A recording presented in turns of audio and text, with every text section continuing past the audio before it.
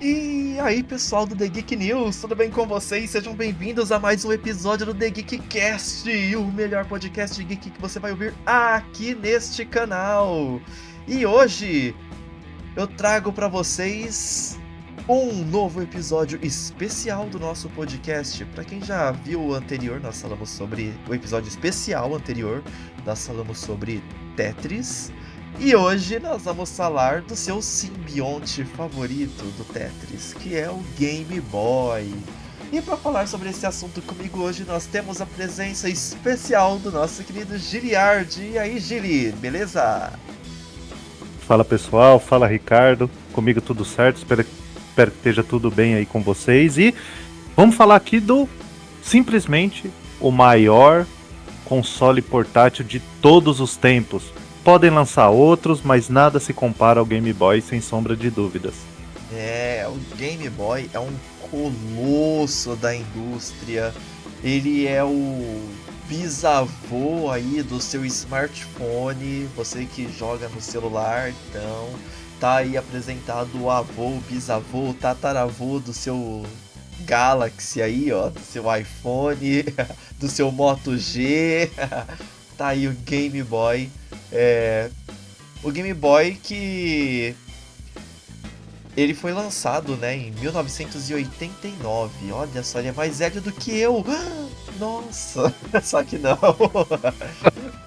Ele foi lançado pela Nintendo, né? Ele foi um console portátil e ele tinha gráficos de 8 bits, ou seja, ele era quase um PlayStation 5 da vida, se você reduzir a tela em 1% do que ele é capaz de exibir, tá? Ou menos, talvez até menos, porque se o PlayStation 5 ele consegue 4K, né? 1%, acho que é um pouquinho menos. Acho que é 0,2% do que um PlayStation 5 é capaz. Então a qualidade gráfica ali, gráficos talvez não fosse o forte do Game Boy, mas a portabilidade, gente, porque o Game Boy ele surgiu logo depois ali da grande crise dos consoles. Então, quando a indústria esteve próxima de acabar com os videogames, a Nintendo veio e salvou tudo, com o Nintendinho e com o Game Boy. E o Game Boy, ele só não foi o primeiro console portátil da Nintendo, porque antes disso ela já tinha lançado o Game Watch. Por que o Game Watch é considerado um console e não um minigame?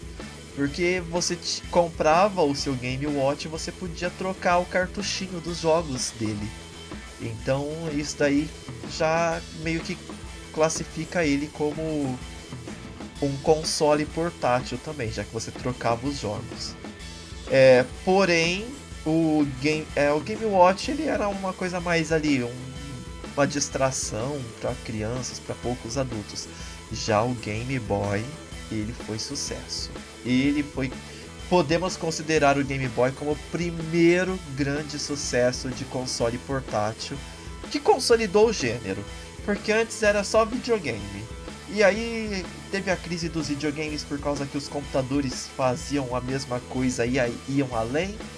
E aí depois voltaram com os consoles na quarta geração ali, terceira, quarta geração, salvando a indústria dos games. E o Game Boy faz parte aí dessa história de salvação. Tem aí na imagem que apareceu no começo do podcast vários Game Boys, modelos. Mas hoje nós vamos focar principalmente no Game Boy clássico, tá? Ou seja, vamos falar de Game Boy até o Game Boy Color, mais ou menos. Porque tem console portátil mais vendido que o Game Boy? Tem. O Nintendo DS mesmo e o Nintendo Switch, que é um híbrido, são mais vendidos do que ele. Mas o Game Boy, ele marcou toda uma geração. Eu, quando comecei a jogar, não comecei pelo Game Boy clássico, embora hoje eu tenha dois. Eu comecei pelo Game Boy Color. Foi o meu primeiro contato, mas o meu primeiro contato assim de jogar, porque na escola tinha um colega meu japonês, o Cassiano. Você lembra, né, que você levava o seu Game Boy com o seu jogo do ligeirinho e deixava todo mundo na sala curioso pra tentar entender o que era aquilo. Não deixava o pessoal jogar porque você era muito cuidadoso, né? Era quase o Kiko, o tesouro da mamãe. Mas era muito divertido, era gente boa e apresentou tecnologia super moderna pra gente. Como que era bom ter um amigo rico na escola naquela época. E foi aí que eu conheci, tava na quarta, quinta série, tava com os meus 10 para 11 anos. Conheci o Game Boy, só fui jogar um Game Boy Color de verdade lá em 2002. E você, Giliard, qual que é a sua história com o Game Boy? Quando que você conheceu? Quando que você jogou a primeira vez? Então, eu não cheguei a ter um Game Boy, mas eu me lembro das propagandas na TV, porque isso ainda existia naquela época, mas eu não cheguei a ter o Game Boy, mas eu ficava muito interessado com a questão da portabilidade dele. Então, de você poder jogar num ônibus, imagina, fazer uma viagem, você poder ficar jogando ali, desde que você tenha muitas pilhas, baterias, etc, né, reservas, mas eu o jogava emprestado. Levava seu console, parecido aí, né, com o seu amigo, e às vezes deixava ali jogar um pouquinho, e era interessante o conceito, apesar dos gráficos do Game Boy ser um pouco não muito convidativos. Você não acha também isso? Nossa, os gráficos do Game Boy, pessoal, a primeira versão, o clássico, ele não dá pra falar que ele era preto e branco. Ele era preto e verde, mas não era um verde bonito. Era um verde horroroso. Então, assim, ele era uma tela monocromática, era pixelizada, e aí o fundo dela era verde. Aí ainda bem que teve a revisão, lançaram o Game Boy Pocket depois, que continuava preto e branco, gastava menos bateria, porque eu sofri, viu? Quando eu pegava o Game Boy Color emprestado dos meus amigos aqui no interior, que foi quando eu comecei a jogar, com 2 pilhas eu conseguia jogar Pokémon Silver ali o dia inteiro.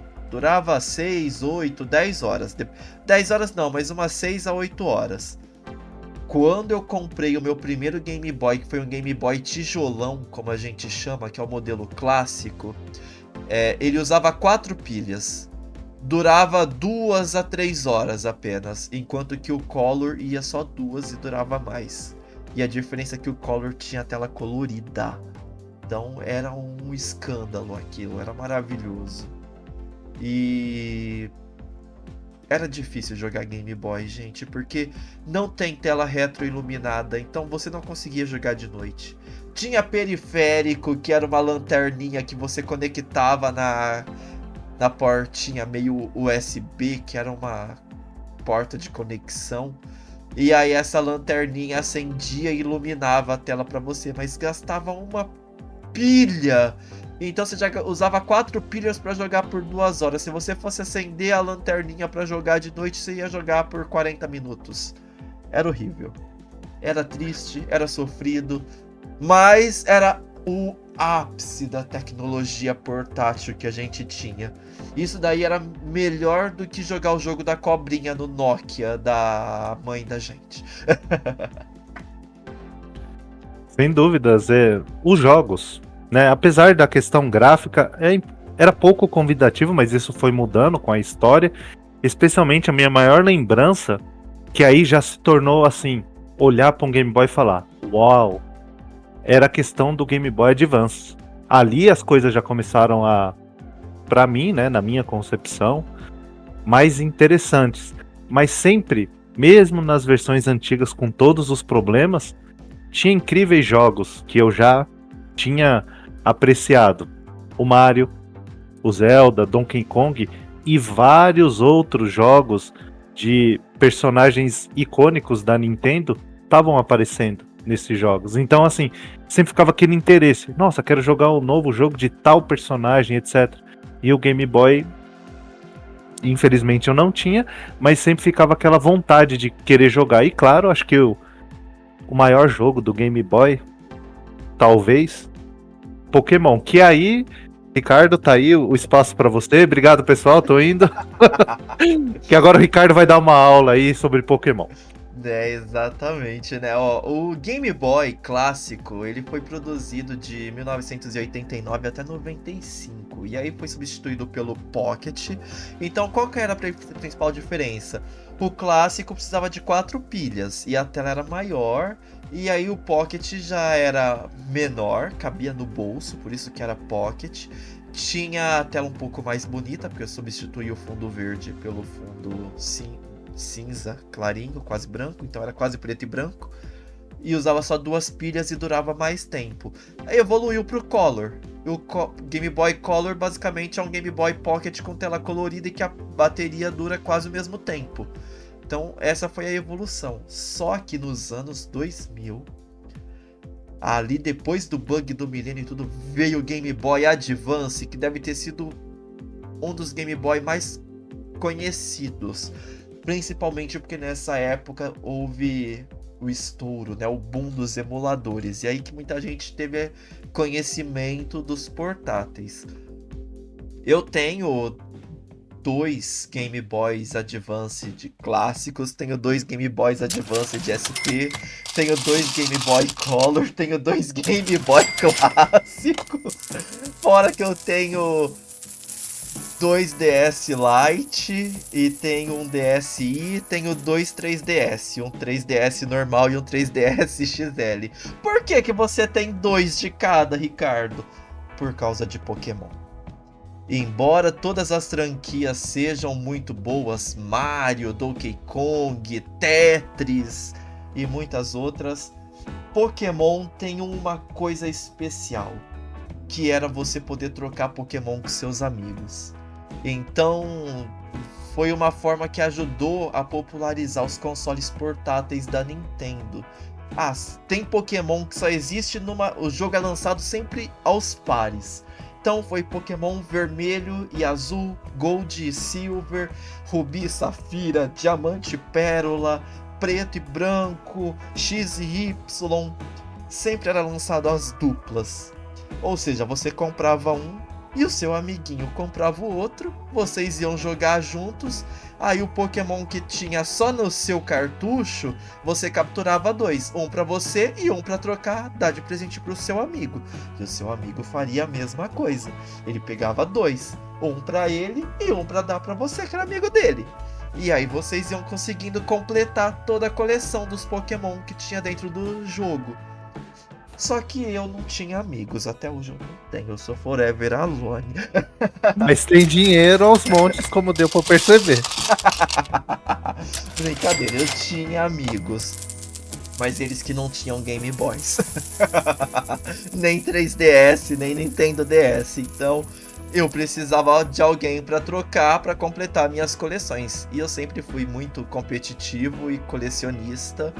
Então eu comprava as 2 versões do jogo e comprava os 2 consoles também para poder ter como conseguir todos os Pokémon e completar minhas coleções. Por isso então eu tinha 2 de cada.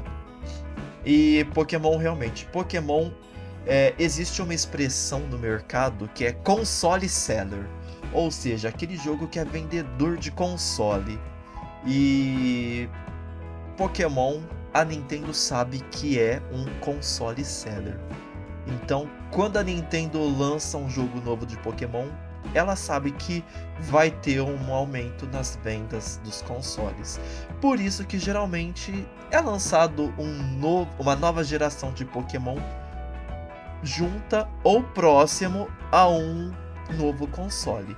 Inclusive, esperava-se muito que fosse ser lançado um novo jogo de Pokémon por aí, agora. E por isso que já se jogava muito o rumor do novo Switch. E agora que ele ficou para ser anunciado até março do ano que vem, acredita-se, inclusive eu, de que no aniversário de 27 anos de Pokémon no ano que vem, ou 26, me perdi nas contas, mas são 27 anos de Pokémon o ano que vem, em fevereiro, vai ser anunciada a nova geração pro próximo console da Nintendo, o novo Switch. Mas o foco aqui não é só Pokémon, não é só Nintendo, é o Game Boy. Então, o Game Boy, ele sofreu um pouquinho, tá? Um pouquinho de hate no finalzinho ali da sua primeira geração por causa da Nintendo e por causa de Pokémon. Porque Pokémon Red e Blue, vermelho e azul, assim como Pokémon Green, e Pokémon Yellow, Pokémon amarelo, foram lançados para o Game Boy clássico. Já, no caso, para o Game Boy Pocket, porque o Game Boy clássico já não era mais produzido nessa época. Depois, a evolução Pokémon Gold e Silver foi lançado também para o Game Boy, incluindo o Game Boy clássico. Porém, ele já tinha sprites coloridos, então quando você jogava ele no Game Boy Color, ele era colorido. Quando você jogava no Game Boy normal, ele tinha os sprites bonitos, mas era em preto e branco. Porém, a Nintendo deu uma mancada com Pokémon Cristal, que era só uma atualização de Pokémon Gold e Silver, que os Pokémon, quando aparecia no começo da luta, eles tinham, acho que, 4 sprites diferentes. E a Nintendo colocou esse jogo restrito para o Game Boy Color. Então eu tinha um Game Boy clássico e não pude jogar Pokémon Cristal. Eu colocava o jogo no meu console e aparecia escrito pelos Anons, que são aqueles Pokémon que representam letras. Aparecia escrito que aquela versão do jogo era exclusiva para Game Boy Color. E eu tive que comprar um Game Boy Color, né? Porque como nintendista que eu sou, como fã da Nintendo de Pokémon, eu não ia deixar de jogar só por causa que eu não tinha um console, né? Então, eu faço parte da geração que... Eu faço parte do grupo que compra o console por causa de um jogo. E a Nintendo se deu sorte. Mas eu acredito que ela tenha aprendido, porque Pokémon Cristal, que é o melhor jogo da geração, vendeu menos do que Gold e Silver. Então acho que ela aprendeu e ela nunca mais repetiu essa burrada. Ela fez algo parecido com Pokémon Mystery Dungeon, saiu uma versão para Game Boy Advance e outra para Nintendo DS. Mas ela evitou de lançar jogos da mesma geração de Pokémon para consoles diferentes. Então, depois dessa aula, um pouco da história só, porque ainda poderia ir até a Pokémon Go e tal, com o pessoal que compra 10 celulares para ficar jogando e etc, mostrando a força do jogo. Mas a ideia do jogo Pokémon e de vários outros em trazer essas franquias, vamos dizer assim, ou o início desses jogos para algo portátil. Sabe, imagina você tá numa condução, viajando e poder jogar. Esse foi, para mim, assim, o melhor conceito que teve naquele início onde tudo era mato. Hoje em dia já tem coisas bem interessantes como o Switch, mas o Game Boy foi revolucionário. Na época dele, a Nintendo, e usando o Tetris também, um jogo super simples, com uma jogabilidade fácil. Então, conseguiu fazer uma mudança no mercado. E aí várias empresas depois apostaram nessa questão dos portáteis. Muito por causa de verem, nossa, a Nintendo ali tá imprimindo dinheiro com esses consoles portáteis. Aí veio a Sony com seu PSP, com seu novo, que depois simplesmente o novo portátil da Sony não foi dando certo, foi perdendo ali, até que foram abandonando. Então, hoje tem aí o Switch, e eu não sei para onde que vai essa questão, mas eu acho que a falta do nome Game Boy no mercado é muito triste. A Nintendo poderia ter continuado aí falando Game Boy por mais tempo e não ficar mudando para Nintendo DS. Acho o nome Nintendo DS muito feio. Inclusive, uma curiosidade é que o Game Boy, mesmo ali, quando ainda não existia o Game Boy Color, a SEGA lançou um console portátil com tela colorida, o Game Gear, que comia tanta pilha quanto um Game Boy. E que mamou terrivelmente pra Nintendo, porque não conseguiu encaixar, não fez o mesmo sucesso, ainda que o Game Gear, ele era um console mais potente, só que ele era um pouco mais caro, ele tinha uma tela com uma definição um pouco menor, então assim, ele tinha jogos mais elaborados, mas ele não conseguiu emplacar. Porque a Nintendo, ela teve o sucesso de Tetris desde o lançamento do Game Boy. E o Game Gear não contou com o Sonic desde o início. Inclusive o Master System mesmo, ele também não decolou por causa de Alex Kidd apenas. Quando o Sonic chegou ao Master System que ele deu um up. Mas assim, o Master System não foi um grande sucesso. Ele é mais lembrado com nostalgia por nós brasileiros. Sim, o Master System é um outro console icônico aqui do Brasil, sem sombra de dúvidas. É aquelas coisas que só ficam em determinados países. Jogos específicos aqui no Brasil, o pessoal dos Estados Unidos nem...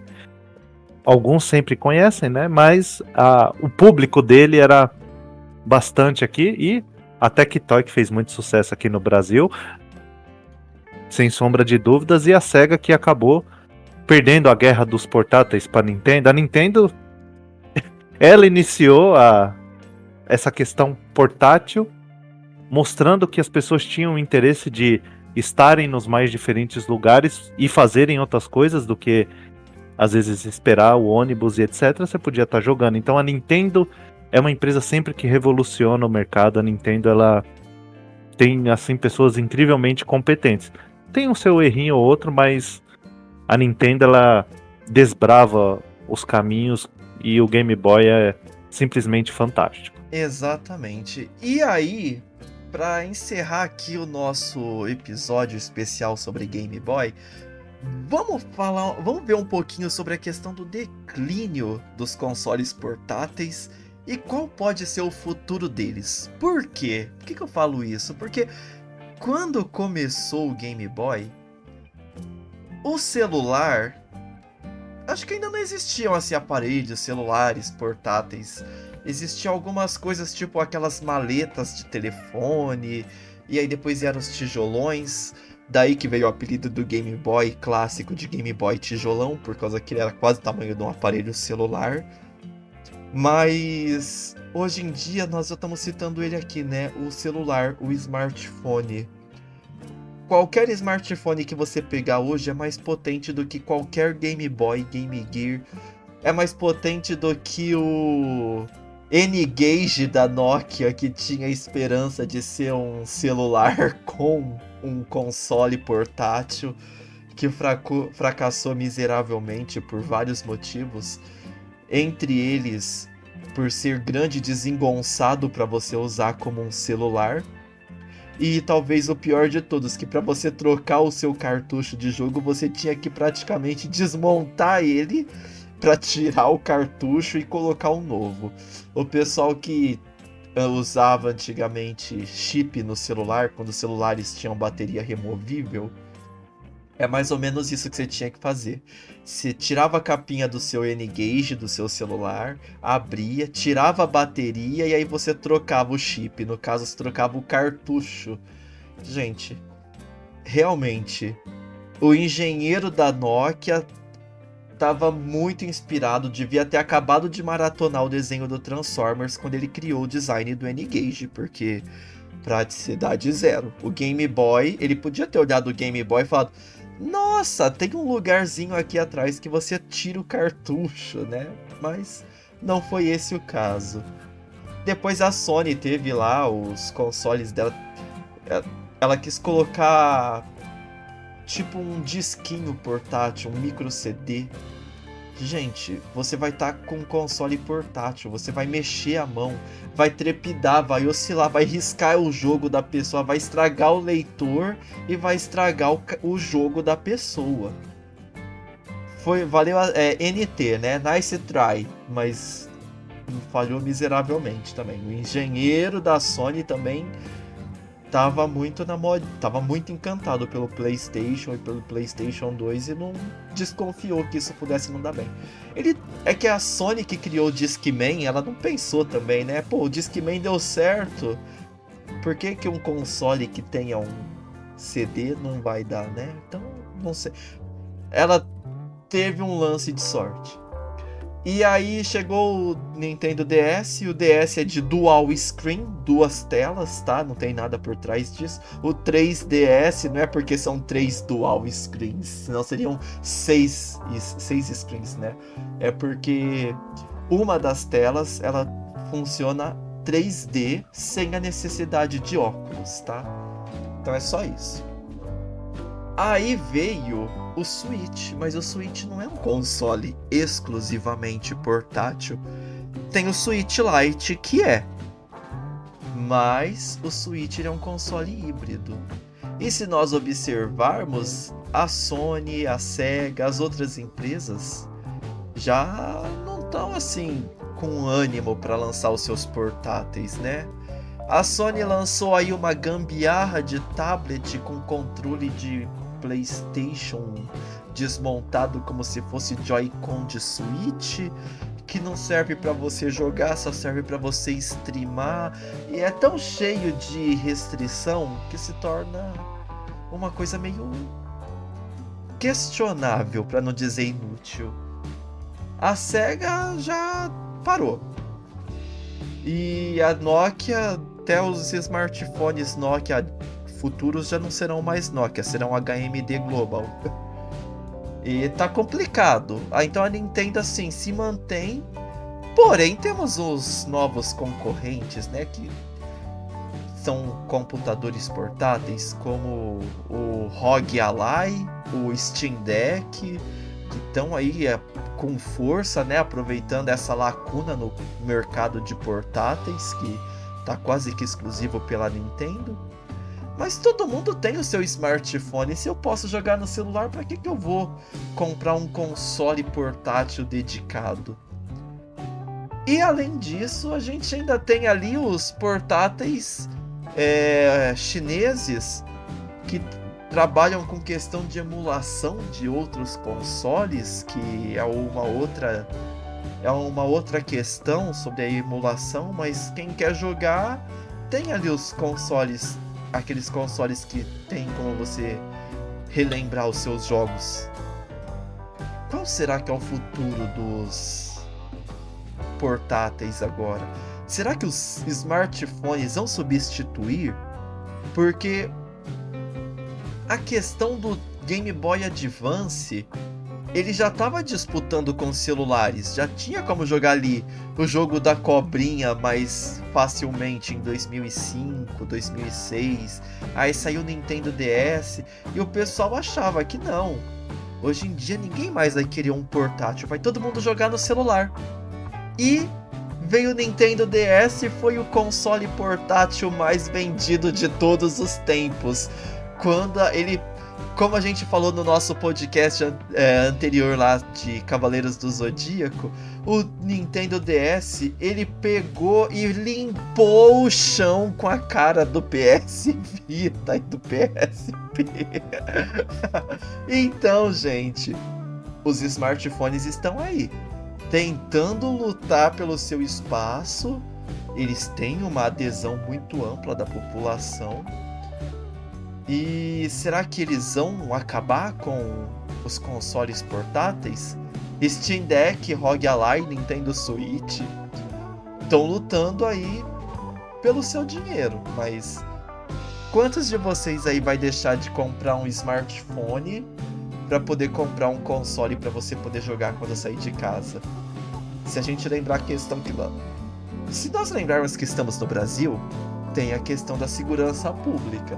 Mas se nós lembrarmos que os consoles portáteis são mais vendidos no Japão, na Europa, na América do Norte, acho que esse não é um problema tão grande a ser levado em consideração por lá. Mas vocês comprariam um console portátil exclusivamente para jogar? Ou vocês preferem um smartphone? Giliard, qual que é o melhor emprego para o seu rico dinheirinho? Voltei, tava aqui tirando um cochilo depois da aula.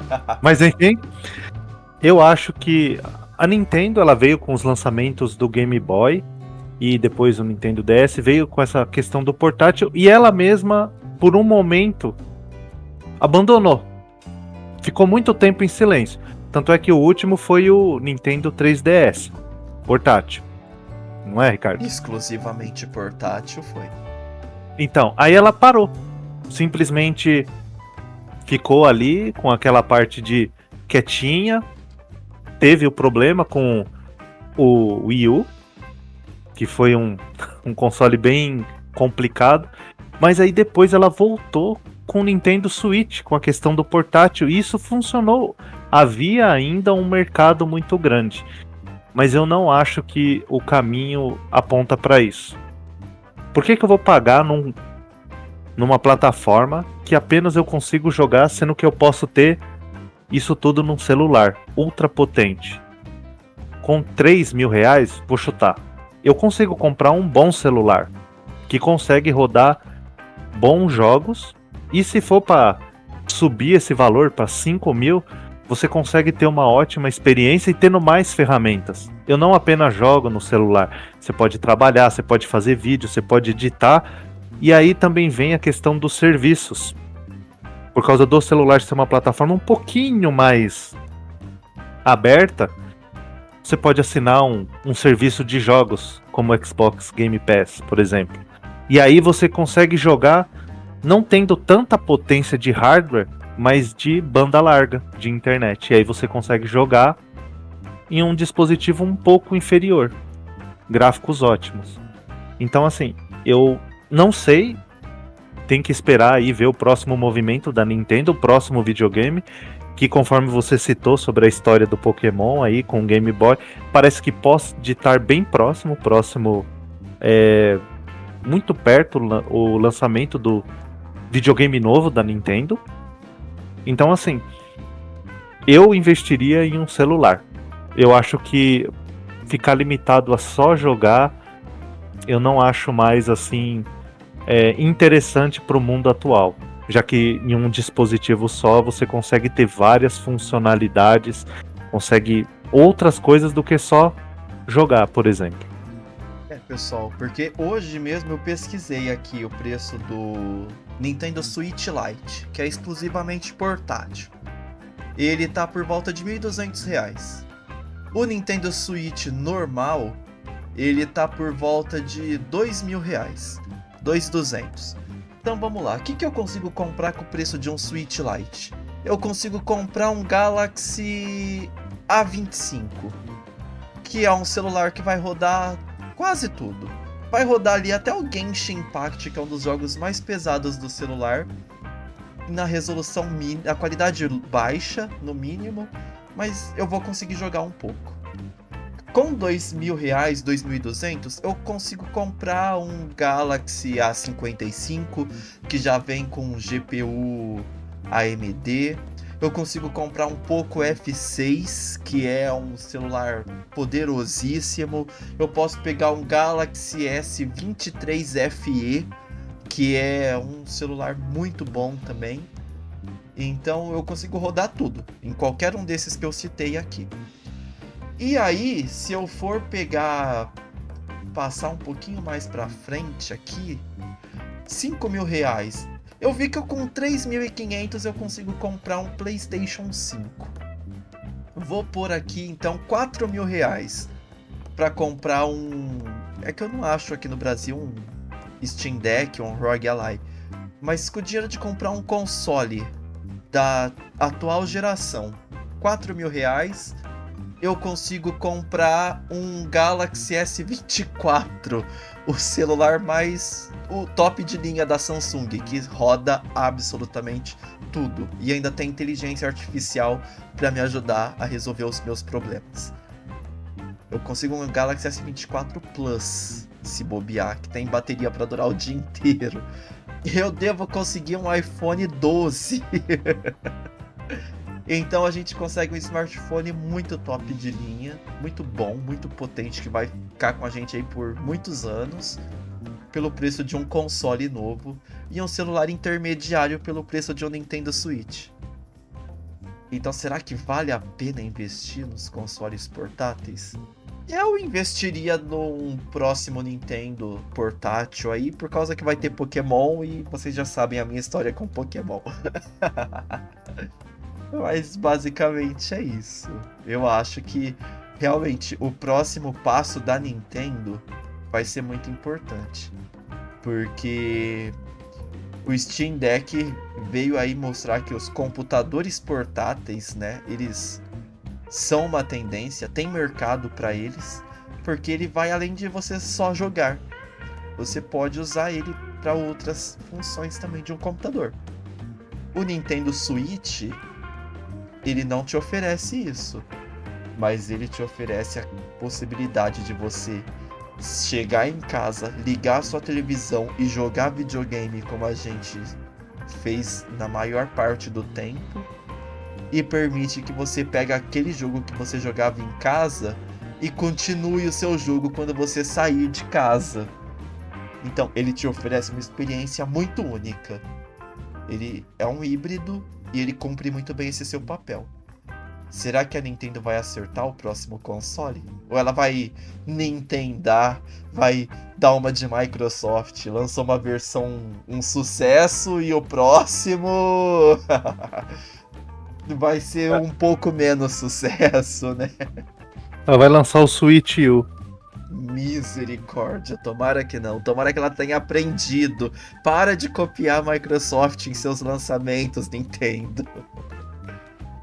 A Nintendo tem que esperar o movimento dela. Ela sempre, enquanto a Sony e a Microsoft acabam lançando os videogames muito próximos, a Nintendo ela pega o meio da geração que tá a Sony e a Microsoft. Então o mercado que ela apontou com o Switch existe sim pessoas interessadas num console híbrido, e o Switch Lite, que roda, ele é só um portátil, né? É um portátil apenas, Exatamente. Não tem a parte híbrida, também vendeu bem. Senão a Nintendo já tinha encerrado, já tinha lançado outro videogame. Ele vendeu. Pode não ter vendido tanto ou não dá para ter ali a informação do que se esperava, mas ele vendeu bem. Então é possível que a Nintendo ainda arrisque, talvez ela possa fazer um híbrido de novo, já que fez sucesso. É esperar para ver, mas o Steam Deck também mostrou um caminho, então assim, não duvido que a Nintendo faça um Switch U, mas que talvez dê certo. Tomara. Bom, eu acredito que a nossa história do Game Boy se estendeu bastante, chegou aqui nos dias de hoje, passou a ser meio que uma história dos consoles portáteis, mas o foco foi o Game Boy. Então, espero que vocês tenham entendido a importância do Game Boy para a indústria. Se não fosse ele, provavelmente nós não teríamos Steam Deck, não teríamos Nintendo Switch, não teríamos N-Gage, poderíamos não ter tido talvez, né?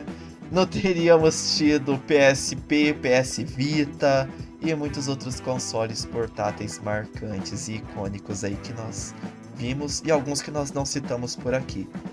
Mas comenta aí vocês o que vocês acham. O que vocês acham do futuro dos consoles portáteis?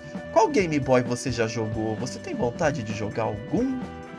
Confere nosso vídeo aí sobre Tetris também. E Giliard, quer contar mais alguma coisa? Só agradecer a atenção do pessoal e procurem os jogos do Game Boy, porque tem jogos muito interessantes lá e vão além do que dos gráficos, basicamente.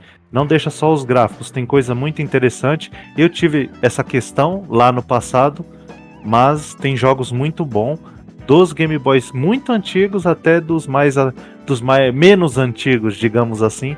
Tem jogos muito bons lá que vale a pena você conferir. Obrigado pela atenção, pessoal, e me despeço. Valeu, Giliard, valeu você que acompanhou nosso podcast até aqui. Muito obrigado a presença de todos. E a qualquer momento pode sair um novo episódio do The Geekcast aqui, ó, falando sobre as notícias mais quentes do momento. Então, aproveita, se você tá em dúvida, sabia que o PlayStation 5 Pro é uma revisão de hardware? Tem episódio aqui, ó. Clica ali pra assistir. Aproveita também pra ver nosso episódio especial sobre Tetris, que tá muito relacionado com esse episódio de Game Boy. E nos vemos na próxima. Tchau, tchau.